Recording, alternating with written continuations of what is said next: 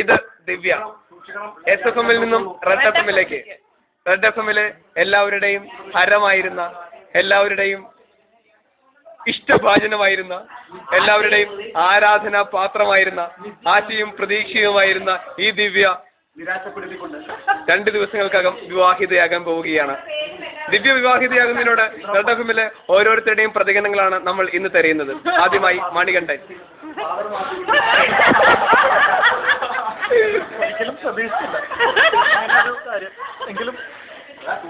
നല്ലൊരു വിവാഹ ദിനാശം.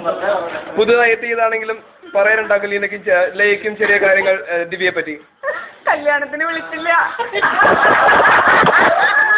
വലിയ വയസ്സിരിക്കുമെങ്കിലും സുകന്യക്കും സങ്കടമാണ് ദിവ്യ പോകുന്നതിന്. സങ്കടമൊന്നുമില്ല, അങ്ങേരെ കാര്യം അവർക്ക് സങ്കടം. എന്തിനാണ് അങ്ങേരിന് ജീവിച്ചിരിക്കുന്നത്? ഇവളെയല്ലേ കെട്ടാൻ പോകുന്നത്. നവാസുക്കയ്ക്ക് ഇതിനോട് തീർച്ചയായിട്ടും കാര്യമായി എന്തോ പ്രതികരിക്കാനുണ്ട്. വളരെ കെട്ടിക്കോട്ടെ, നിനക്കൊക്കെ പണിയുണ്ടാവട്ടെ. സ്വന്തം വിഷമം മറക്കാൻ കയ്യിലിരിക്കുന്ന പേന ഉയരങ്ങളിലേക്ക് എറിഞ്ഞു പിടിച്ചുകൊണ്ടിരിക്കുകയാണ് ബിജു. ബിജു, എന്താണ് പ്രതികരണം? തീരെ സഹിക്കാൻ വരാം. ജസ്റ്റ് ഓടിപ്പോകുന്നതിന് മുൻപ് തീർച്ചയായിട്ടും ദിവ്യയുടെ താങ്ങാനുള്ള കരുത്തില്ലാതെ ഞാൻ യാത്രയാവുകയാണ്. വിൻസെന്റ്, ഒരു ഡ്രൈവർ എന്ന നിലയിൽ എപ്പോഴും പിൻസീറ്റിലേക്ക് നോക്കാൻ ഇഷ്ടപ്പെട്ടിരുന്നത് ദിവ്യ ആ സീറ്റിൽ ഇരിക്കുമ്പോഴായിരുന്നു. വിൻസെന്റിന്റെ പ്രതികരണം? ദിവ്യ എന്റെ വണ്ടിയിൽ കയറിയിട്ടില്ല, അത് വേറെ കാര്യം. ഏറ്റവും കൂടുതൽ തുല്യനാണ്. തുല്യന്റെ അടുത്ത് ഒന്ന് ചോദിക്കണം. ടെക്നിക്കൽ ഹെഡിന്റെ പ്രതികരണങ്ങളാണ് ഇനി ദിവ്യയുടെ കല്യാണത്തെ കുറിച്ച്.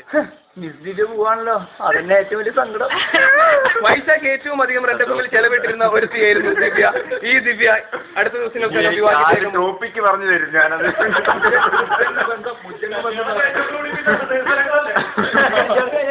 അഡ്മിനിലേക്കും ഓൾ കേരള ഷെഡ്യൂളിലേക്കും ചെല്ലുമെന്ന് ചെറിയ ബ്രേക്ക്.